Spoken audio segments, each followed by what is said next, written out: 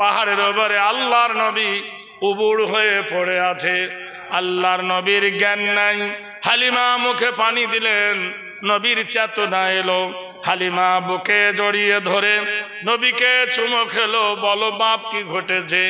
বলল মা গো, ভাইয়েরা আমাকে নিয়ে খেলতেছিল, এই বিকট আওয়াজে দুম্বা ভেড়াগুলো জঙ্গলের ভিতরে চলে গেছে।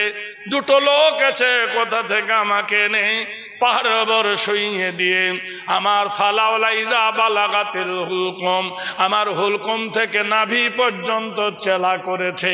নারী ভুঁড়িগুলো কলেজাগুলো পাথরের উপর রেখেছে। এই অপারেশন থিয়েটারে গো মা আমার লাগেনি, কিন্তু শক্তি ছিল না আমার ওঠার। যে এই কথা বলে নবীর মুখ দিয়ে মেশকে আম্বরের গন্ধ বার হয়ে যায়। বিশ্ব নবীর প্রথম সিনাচাক, শৈশবের খেলাধুলা, বাচ্চার জীবনের ময়লা গুণা সবগুলো আল্লাহ অপারেশন করে নবীর কলেজাটা সাফ করে দিয়েছিলেন।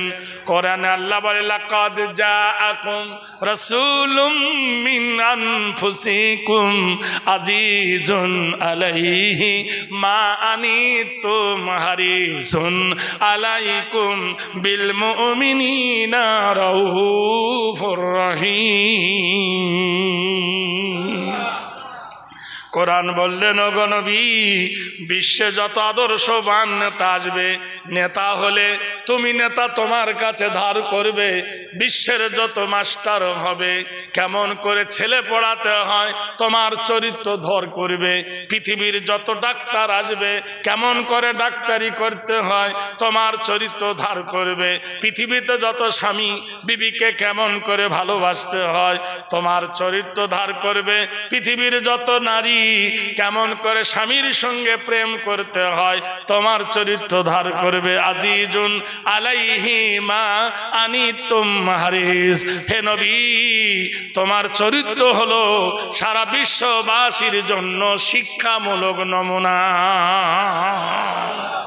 হালিমা নবীকে নিয়ে এলেন, বলল আর একে রাখবো না, একে আর তায়েফে রাখবো না, একে এর মায়ের কোলে ফিরিয়ে দেব।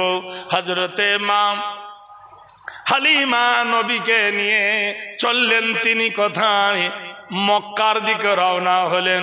পথের মধ্যখানে হালিমা মেয়ে ছেলে রফা হাজত হবে, হালিমা পেশাব ফিরবে। আল্লাহর নবীকে বলে এইখানে তুমি দাঁড়াও, এখানে দাঁড়াও। রাসূলুল্লাহ দাঁড়িয়ে রইলেন। হালিমা পেশাব ফিরতে গেলেন। একটু পরে এসে দেখলেন যে জায়গায় নবী দাঁড়িয়েছিলেন সে জায়গায় নাই। হালিমা পাগলিনী ভেসে খোঁজে নবী আমার খোঁজ। শয়তান মানুষের রূপ ধারণ করেছে। বলল হালিমা কারে খোঁজো? বলে আমার শিশুটিকে খুঁজছি। যে তোমার ছেলেটাকে যদি খোঁজো, এইখানে এই লানত যা আছে এইখানে মানত মানো, তাহলে তোমার সন্তানটা খবর পেয়ে যাবে। হালিমা বলছে যার আগমনে মক্কায়, যার আগমনে কাবার মূর্তিগুলো ভেঙে পড়েছিল, যার মক্কায় পাদর্পণে কাবার মূর্তিগুলো কুপকাত হয়ে গিয়েছিল, সেই নবীর সম্পর্কে তোমার মাবুদের কাছে আমি মাথা নত করব কখনো নয়। জোরে বলুন সুবহানাল্লাহ। চিন্তা করতে পারেন, যোগাযোগ্য আগমনী নীতি নাম কল্যাণ হেরি পদচ্যুত মোহাম্মদ অং শান্তি দেব হেরি নাম কল্যাণ মোহাম্মদু গরিষি নম। বেদ বলছে নবী যখন আসে নাই, মক্কায় জন্মগ্রহণ করে নাই, তখন মক্কার কিছু লোক তারা ছিল বেধর্মীর পথে, তারা প্রতিমা পূজায় পাগল ছিল। কিন্তু বিশ্ব নবীর আগমনে কাবার মূর্তিগুলো সব ভেঙে মাটিতে পড়ে গিয়েছিল। কৃতিত বয় নাম কল্যাণ হেরি চরিতত্ব বয় অসিত নাম কল্যাণ হেরি মুহাম্মাদে নম। মক্কার ছেলেরা বাপের সঙ্গে কাবার মূর্তিতে গিয়ে বাপ মূর্তিতে সেজদা করত, বেটা সেজদা করত। নবীকে নবীর বড় আব্বা নিয়ে যেত কাবাতে। একবারের জন্য কোনোদিন নবী কোনো মূর্তির কাছে মাথা নত করেনি।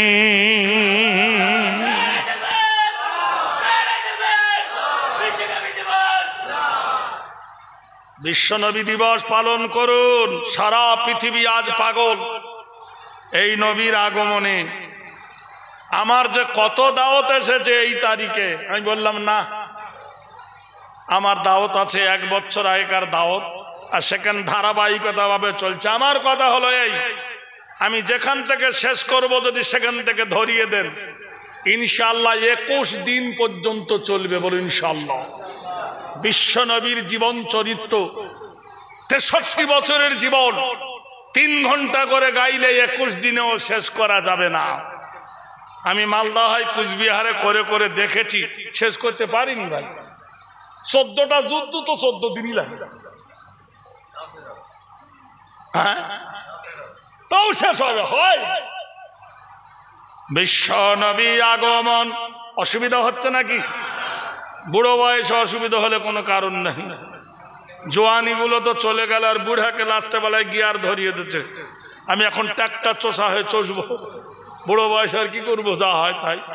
জোয়ানি जोश का समझो सुबह का सितारा, जवानी जोश का समझो सुबह का सितारा, डरा रहेगा ये दिन तुम्हारा हमारा। कोई फकीरों के तूने मौला सुल्तानों बनाया, अगर कई सुल्तानों को दर दर घुमाया।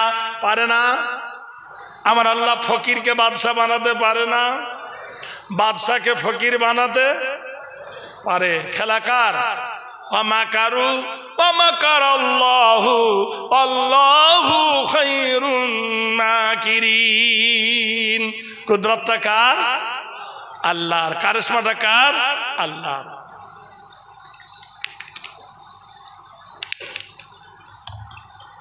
হালিমা এর কথা শুনে শয়তান থুবড়ে পড়ে গেল, মুখ গুজে পড়ে গেল। আগিয়ে গেলেন বিশ্বনবীকে নিয়ে আমিনার কোলে তুলে দিলেন। আমিনা আকাশের চাঁদ পেলেন। বিশ্বনবী সাল্লাল্লাহু আলাইহি সাল্লামের বয়স তখন 5 বছর পার হয়ে 6-এ পড়েছে। বিশ্বনবীকে আমিনা বুকে জড়িয়ে ধরে কলেজা ঠান্ডা করলেন।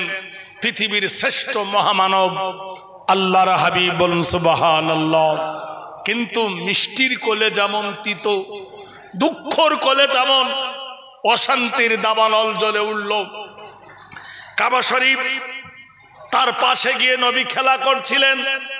নবীর জীবনের একটা ছোট্ট জীবনের ভালোবাসা বন্ধু ছিলেন, তার নাম ছিল বসির। কাবা শরীফের সামনে দুজনে খেলতেছিল। সন্ধ্যা ঘনিয়ে এলো।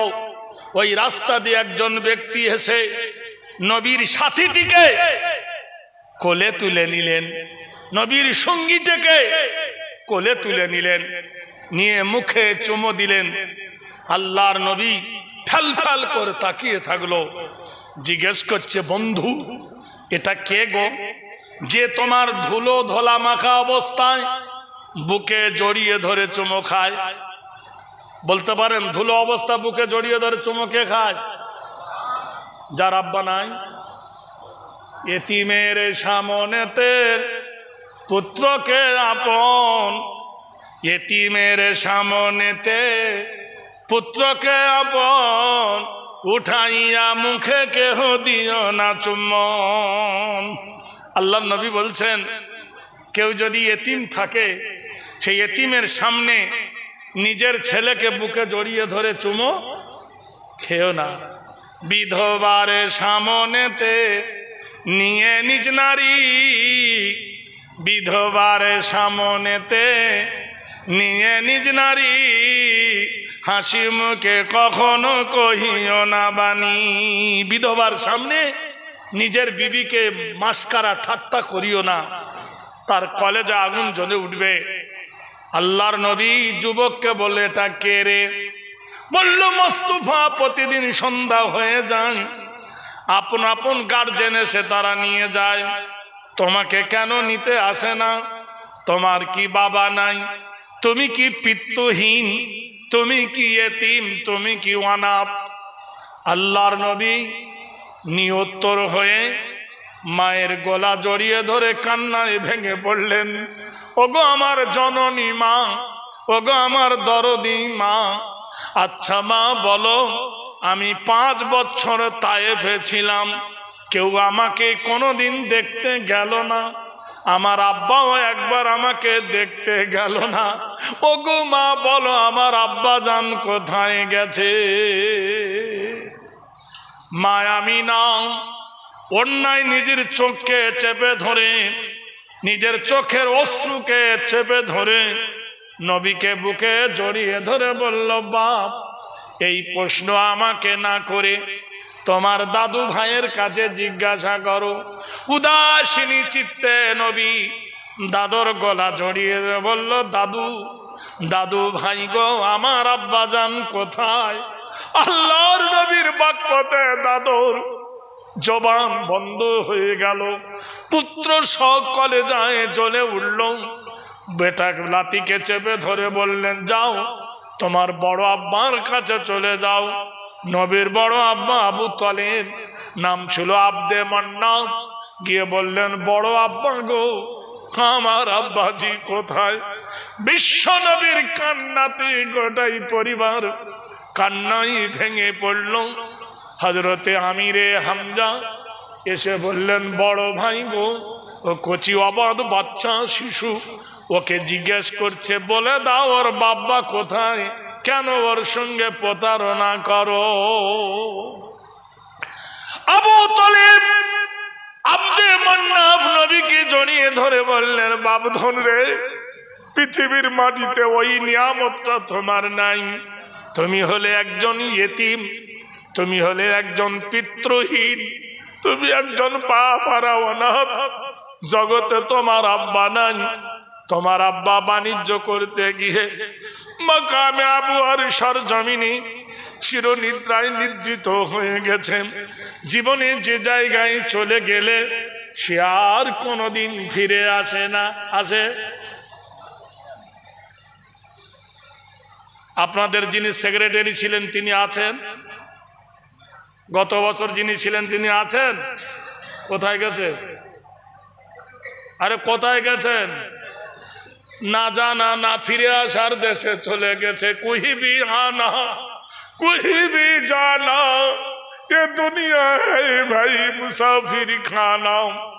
চিরদিন এ দুনিয়ায় কেউ আসে নাই, চিরদিন এ দুনিয়ায় কেউ থাকবে না।